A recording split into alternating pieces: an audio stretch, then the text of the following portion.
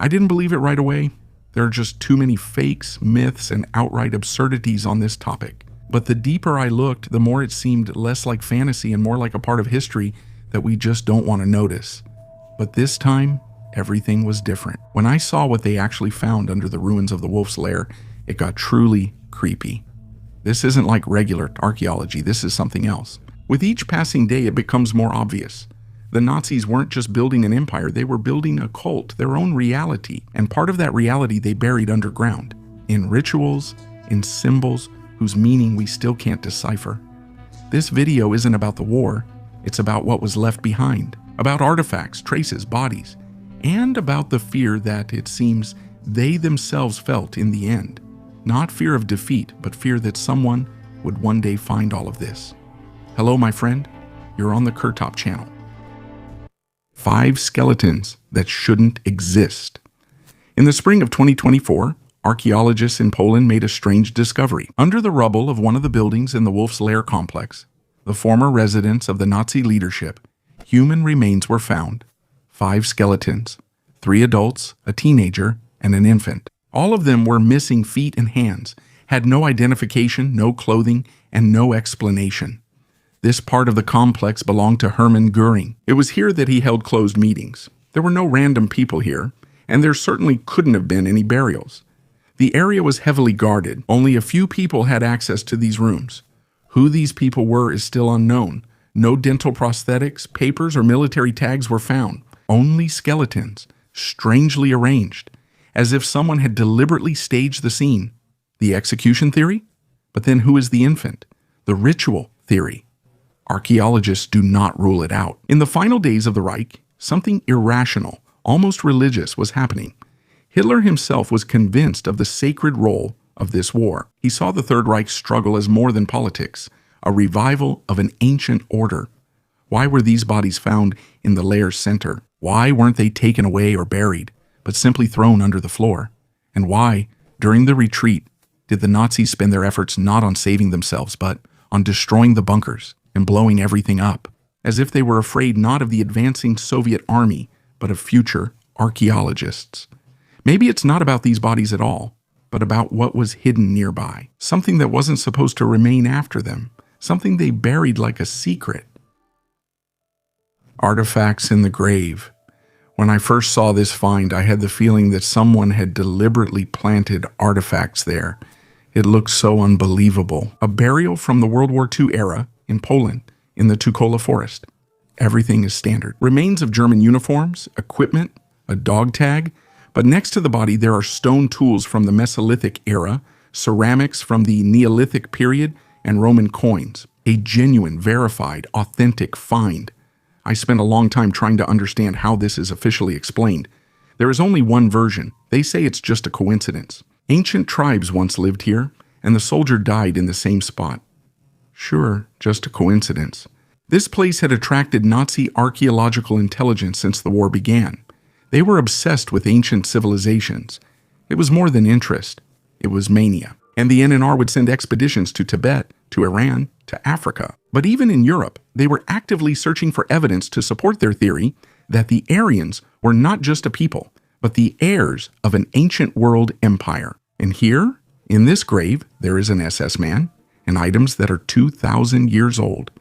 I can't shake the thought, what if this isn't a coincidence? What if he was actually part of some program, testing, moving artifacts, or even guarding them?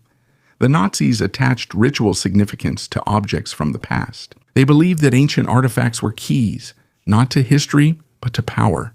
Maybe this soldier didn't die by accident. Maybe he died because of what he was guarding. Egypt and the swastika. The more I studied the archives about the NNR, the clearer it became. For the Nazis, it wasn't just about finding ancient artifacts. They needed to place themselves in a grand past, to create a narrative where the Aryans were not just a people, but the direct heirs of the most ancient civilizations. Egypt held a special place in this system, not because of the pyramids and mummies, but because of the symbols and rituals. They called the swastika the sun cross. For them, it was not just a sign, it was a code. The swastika really does appear in the cultures of India, Tibet, and China, and in Egypt, at least in the form of indirect symbolism. The movement of the sun, 4 directions, culture.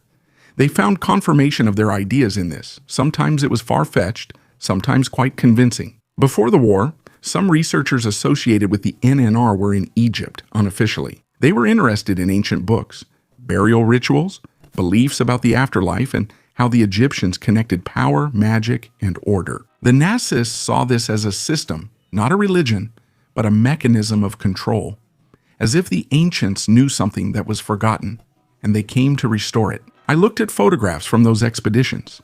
People in SS uniforms standing by temples, stone bas-reliefs decorated with runes. It wasn't just imitation. It was an attempt to create their own religion, a new one, not relying on symbols that project power. When Hitler spoke about bringing back the past, he didn't mean Prussia. He looked further, into millennia, into civilizations that had disappeared but left a trace. And he wanted that trace to lead to them.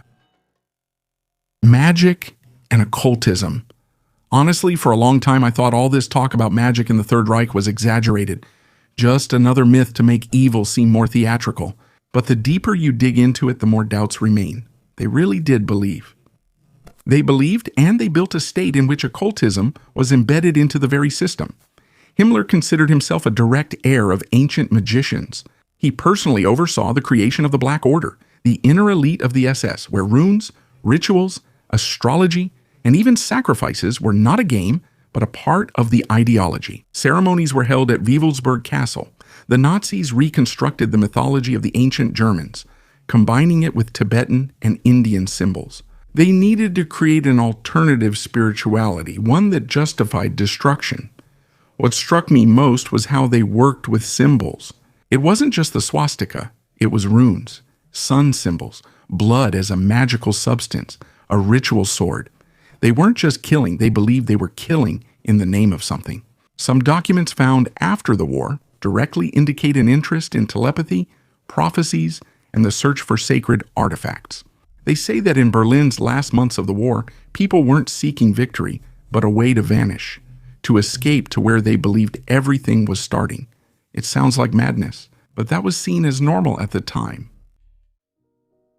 Experiments.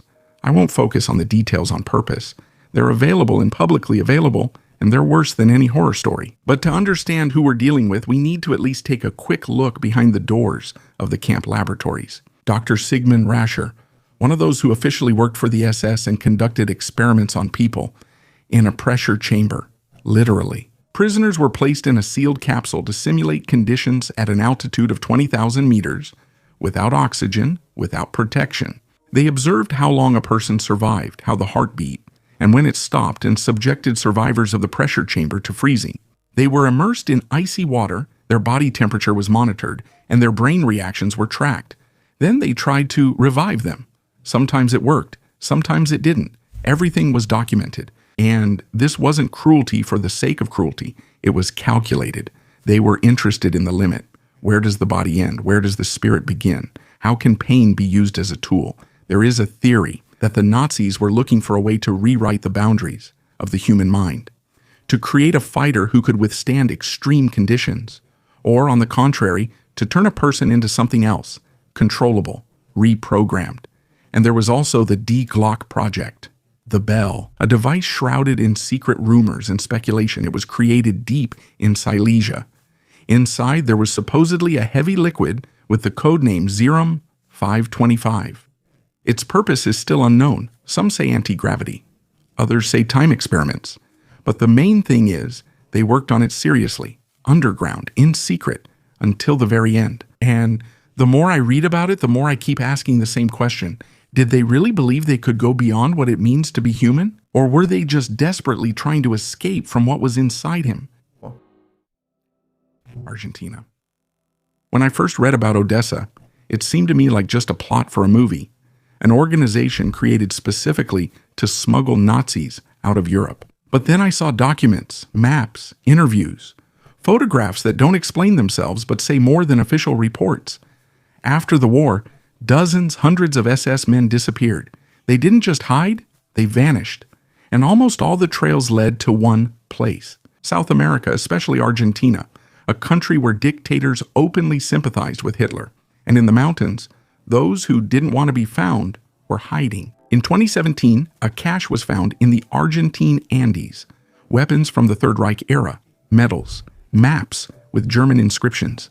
Everything was carefully hidden. The way you hide things that aren't museum exhibits, things that might be needed. Later, CIA archives surfaced. There are recorded conversations mentioning German bases, a hidden settlement, and even Hitler. I'm not a supporter of conspiracy theories, but when too many random discoveries form a chain, it's no longer a coincidence. It's a route. Someone really was leaving. Someone continued the work, not on the front lines, but in the shadows. What's especially frightening isn't that they might have survived. It's that they could have lived for a long time and passed on not orders, but ideas. Umbrella Gold Reich. One of the sunken ships in the Austrian Lake Toplitzy had hidden its secret for decades. Depth, murky water, dangerous currents, an ideal hiding place. Rumors had been around for a long time. At the bottom, there are crates with gold, documents, and stolen works of art. But recently, there was a reason to take these rumors seriously again. Researchers discovered a sealed safe. According to various estimates, up to 4 tons of gold. At first, I thought it was just another legend. But then photos, footage, and documents appeared, including one from a researcher from CIA archives. According to their data, the ship was indeed carrying a special cargo, which at any cost was not supposed to fall into the hands of the Allies. This is not just wealth. This is a backup plan, a resource for escape, for recovery, for continuing in the shadows. We're talking about the legacy of the Reich in technology, in ideas, in people, but every legacy also has a material part. Heavy, valuable, dangerous. And the fact that it was hidden in lakes, in mines, in glaciers speaks to the scale. These weren't randomly hidden chests. This was a system. Come on. The Amber Trail, the Amber Rooms. I've heard about the Amber Room since childhood. The most mysterious loss of World War II. Taken away, hidden, dissolved somewhere between the fronts. There are dozens of theories. Almost no traces remain. But last year, news came out that made everyone reconsider everything. Polish historians claimed they had found a new lead. Archives, testimonies, old routes of moving valuables. And everything points to one thing. The Amber Room could have been transported deep into Polish territory, possibly to one of the castles, into a tunnel, into a mine. It's not exactly known. But the fact is, the trail that was long considered dead has resurfaced. What caught my attention wasn't even that, but the reaction, as if someone really didn't want this topic to come up again. There were attempts to hush it up, to dispute it, to push it aside. And the more I think about it, the more clearly I understand. The Amber Room is not just a lost artifact, it's a marker. It's a signal that much more disappeared in that war than we are used to thinking. And some things still haven't been found. Forest swastika.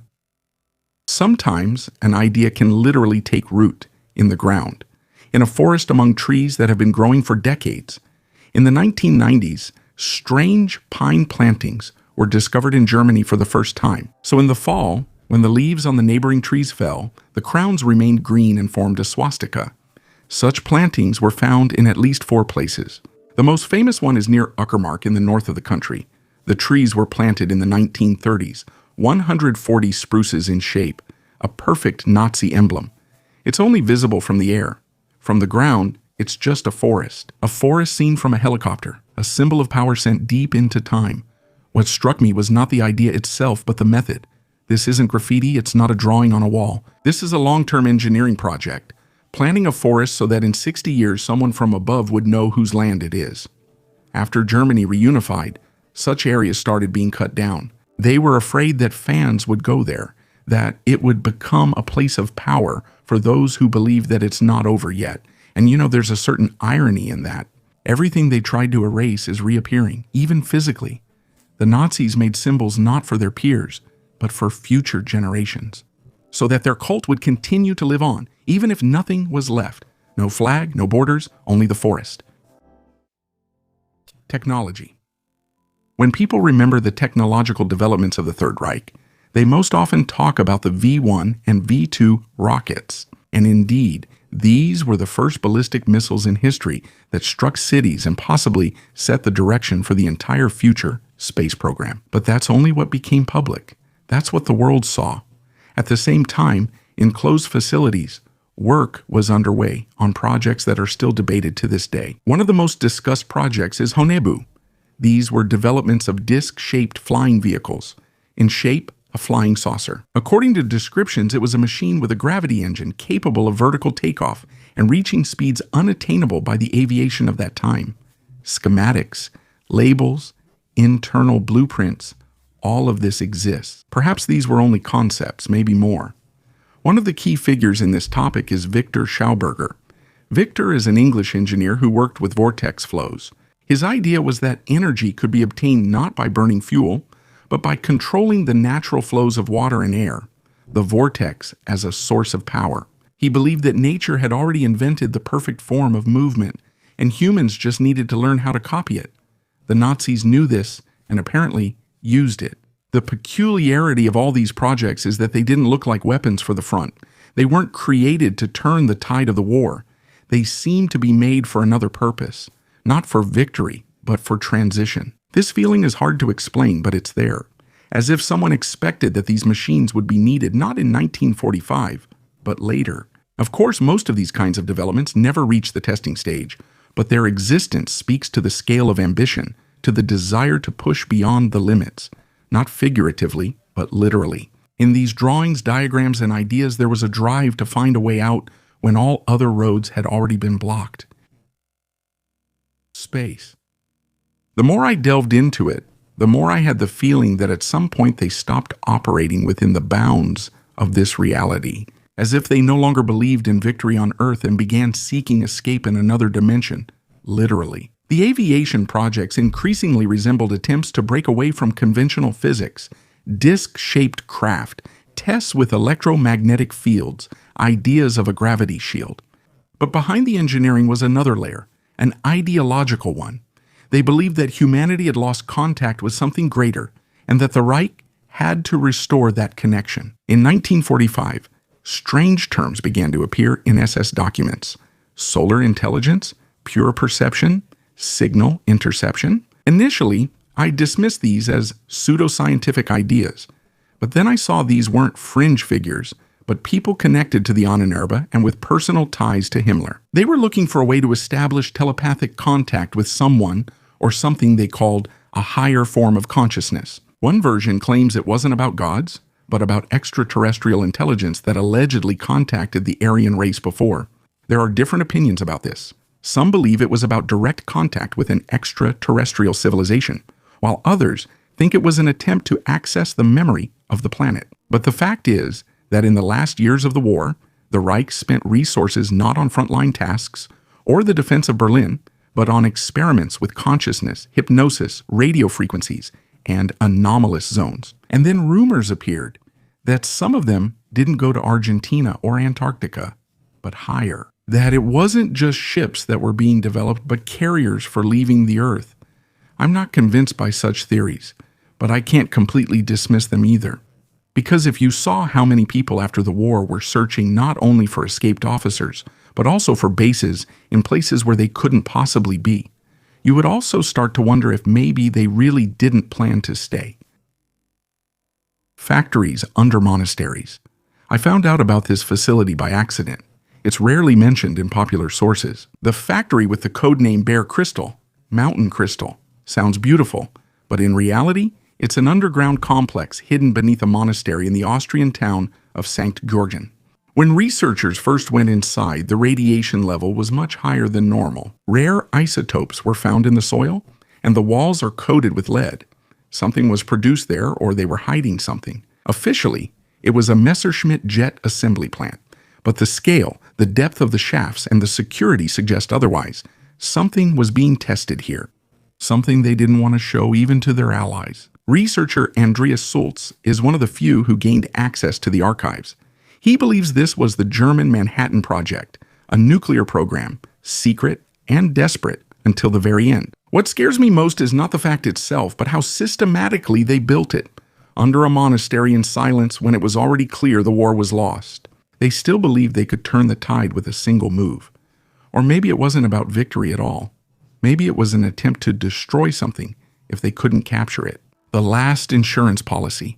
And that's what's truly frightening. Not that they had the technology, but that they were ready to use it, even when everything was already over. Hollow Earth, the last door. If someone had told me about this 10 years ago, I would have just laughed. Vikings, Antarctica, the underground world, Nazis who went inside the planet, all of this sounded like crazy science fiction. But the deeper I dive into documents, diaries, and declassified reports, the more I realize this isn't just nonsense, it was part of an ideological construct. According to one theory, the Nazis believed in the existence of a hollow Earth, a space inside the planet where an ancient civilization was preserved, a paradise, a Gartha, an inner world. Interpretations vary, but the essence is the same. This was supposedly a place of power, untouched by destruction and time. There are indeed mentions in the archives of an expedition to Antarctica, planes that disappeared without a trace, and pilots' stories about a mysterious glow that came not from the sky, but from beneath their feet. Some of these ideas may have originated in the Ahnenerbe, while others appeared later among those who were fleeing. It doesn't matter who came up with them. What matters is how these myths fit into their worldview, not as a fairy tale, but as a refuge. Prototypes taken to the USA and the USSR. Night. In the silence of the archive storage, I flip through old documents. The folder cover reads, Operation Paperclip. Inside are lists of German surnames with notes in English. Werner von Braun, Hubertus Struckhold, Arthur Rudolph. Nazi engineers and doctors who did not face trial after the war. Instead of prison, new offices and laboratories awaited them on the other side of the ocean. Summer of 1945. The war had just ended. American military secretly take hundreds of Third Reich specialists out of defeated Germany. This is how Operation Paperclip begins. The program transferred about 1,600 German scientists and engineers to the United States. The Americans carefully erased any mention of their Nazi past. Here is von Braun, a former SS officer who became a key engineer at NASA. Dr. Struckhold, who took part in monstrous experiments on prisoners, is now called the father of space medicine in the United States. Engineer Rudolph, the creator of the V-2 rocket who used the slave labor of concentration camp prisoners, now designs Saturn rockets for America. And this is just the tip of the iceberg. Along with them, German aircraft designers, chemists, and dozens of other former Nazis also settled in the United States. The Americans took not only people but also captured technology. Tons of secret blueprints, rocket parts, and experimental samples of new technology. Any knowledge that gave an advantage in the new war turned out to be more important than morality. Meanwhile, the Soviet Union was conducting a similar hunt. In the fall of 1946, Operation Oso-Aviakim was carried out. In a single night, more than 2,000 German engineers and their families were forcibly sent deep into the USSR. There, at classified facilities, former enemies worked side by side with Soviet designers. No one cares about their past convictions, only the skills they gained while serving Hitler matter. A few years later, rockets developed with the help of these German specialists would launch a Soviet satellite into orbit and send the first human into space. Many of the greatest breakthroughs of the Cold War, from ballistic missiles and jet aircraft to sending a human to the moon, grew out of this dark legacy of the Third Reich. The defeated Nazi genius was invisibly present in the achievements of the new superpowers. Nazi engineering did not disappear, it simply changed its banner. And along with it, a part of the amoral ideology seeped through. The end justifies the means. Science serves power, even if there are crimes behind it. In words, the world condemned Nazism at Nuremberg, but in reality, the victors eagerly took advantage of its achievements. This is the other side of victory, the one they preferred to keep silent about. Sometimes I wonder, did we really win? Or did we just take what they created and integrate it into our own world? If the technologies, methods, and even people of the Third Reich became part of our future, does that mean we truly rewrote it? Or did we just continue under a different flag? A celebration that no longer exists. I always thought the Nazis only rewrote history, but then I realized they rewrote everything, even Christmas. In the early 1930s, a systematic campaign began in Germany to cleanse holidays of their Christian and Jewish roots. Christmas, one of the most important family holidays in Europe, became a problem for the Third Reich. Christ, Mary, angels, the Star of Bethlehem, all of this did not fit into the ideology of Aryan supremacy. They needed to keep the form, but change the content. Baby Jesus is removed from postcards, replaced by the sun symbol. The Christmas tree is now called the Tree of Light. It is decorated not with balls and stars, but with SS runes, iron crosses, and solar symbols. Santa Claus turns into the ancient Germanic Odin, a bearded rider who brings not joy, but order. Even carols are rewritten. The music stays, but the words are different. Instead of Silent Night, it's an anthem to the Third Reich. The Nazis didn't just change the details. They were reshaping collective memory so that children would grow up in a world where even holidays weren't about love, but about power, purity, and the nation. This is no longer just ideology. It's a takeover of consciousness at the level of fairy tales, where someone feels something before knowing anything. I looked at old German postcards, at greetings with runes, at Christmas trees with the SS emblem, and none of this is a parody or a fabrication. It was a real holiday, only without faith, without forgiveness, without meaning. A holiday that no longer exists and perhaps shouldn't exist. Myths. If the Nazis were truly inventive in anything, it was in how they rewrote myths. Almost any ancient culture where they could find an echo of power or sacrificial ritual was turned into yet another Aryan source. And it didn't matter how historically accurate it was, as long as it sounded impressive. With the Vikings, it was simple. They were taken as an example of pure masculine principle. Runes, swords, images of grim heroism.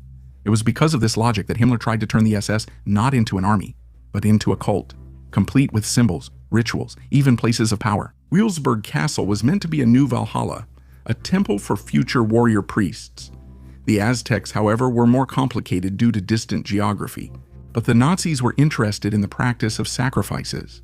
They were attracted by the very idea, ritual death as an act of power and submission. Annen Erbe records mentioned similarities between Germanic and American mythologies. They may have sought justifications, not connections. They needed to prove that human life is a resource, that a sacrifice can be sacred and controlled. And then there's Atlantis. There were no boundaries here at all. There were many theories, but they adopted one of them. Allegedly, the Atlanteans are actually the Proto-Aryans, a tall white race possessing technology and knowledge destroyed by a catastrophe. And the mission of the Reich is to reclaim what was lost, to reinterpret the fall, to build a new order from old ruins. The Nazis didn't just believe in these stories, they made a construct out of them, an architecture of meaning, under which they justified their power. That's why all this is still frightening. Their myths were blueprints, not fairy tales. Einstein. Sometimes history speaks much more quietly than we're used to. No conspiracies, no symbols, no runes. Just a letter, a couple of paragraphs written 10 years before it all began. In 1922, Albert Einstein writes a letter to his sister. He says that the atmosphere in Germany is getting heavier and heavier, that you can feel panic in the air, and that despite his scientific recognition, he feels that he no longer belongs here. He will leave, he will save himself, but thousands of others won't. Einstein's letter is not a prophecy. It's just an honest perspective from a person who understood that darkness doesn't appear suddenly. It rises slowly, from ordinary words, from ideas, from symbols that at first seem abstract, but then become weapons. When I read this letter, it shook me, because against the background of everything we've discussed, artifacts, rituals, myths, it sounds especially sober. Einstein wasn't talking about secret programs. He just knew what fear looks like. The last teeth of the Führer. When I read about the Argentine bases and Hitler's escape, there was always one question left inside me. Is there even a single direct piece of evidence that he really died in 1945? In April 2024, the FSB published a photo that answered this question. The photo shows a jaw. The remains officially recognized as Hitler's remains. They are kept in a cigarette box, 9 teeth, all authentic. French forensic expert Philippe Charlier compared this jaw with X-rays from 1944. The match is absolute. Moreover, traces of cyanide were found on the metal of the dentures. This confirms the suicide theory. Poison, capsule, gunshot, just like the official sources say. It's strange. After years of searching for conspiracies, theories, and escape legends, the truth was much simpler. No tunnels, no doubles, no submarines. Just a jaw, a dusty archive, decades without publicity. It's as if no one wanted this topic to be finally put to rest. Maybe because reality isn't as spectacular as the myth. Betrayal that cost a life. The story of Anne Frank has always been a symbol of innocence destroyed for me. But recently I learned details that made this story even more terrifying. All this time it was believed that Anne and her family were turned in by chance, a neighbor, a tip-off, a coincidence. But recent research suggests otherwise. In 2022, a group of historians came to a conclusion. Most likely, Anne Frank's hiding place was given away by a Jewish notary, Arnold Vandenberg, a man who tried to save his own family by giving the Nazis the addresses of other hiding places. When I learned about this, my first feeling was shock. But then came understanding. This is not just the tragedy of a single family. This is a reflection of the entire reality created by the Reich. A reality where fear is stronger than memory, where survival becomes betrayal, where even those who were supposed to be together end up on opposite sides. Anne Frank died in the Bergen-Belsen camp in February 1945. Just a few weeks before the end of the war, her diary outlived her and became one of the most honest documents of that time, because Anna wrote about simple things, dreams, resentments, hopes, about a life that was stolen from her by those who tried to build a world without mercy. By the way, I visited that camp myself last year. There is almost nothing left of it. Only the foundations of the barracks where the prisoners lived remain. Everything else is gone. After the camp was liberated, the British troops burned it to the ground. No buildings, no barracks, no photographs, only empty space. Perhaps this was done intentionally to erase the horror from the face of the earth, or so that no one could ever fully understand.